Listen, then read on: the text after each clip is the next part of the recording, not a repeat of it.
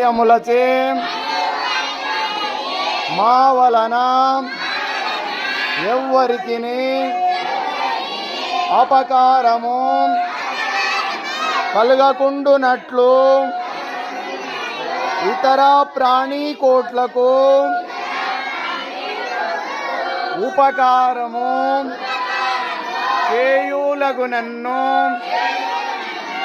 సద్బుద్ధిని దయచేయుము.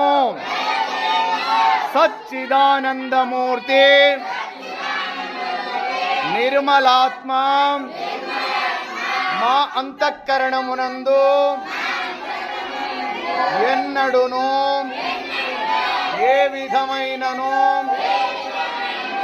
దుష్ట సంకల్పము గాని విషయ వాసన గాని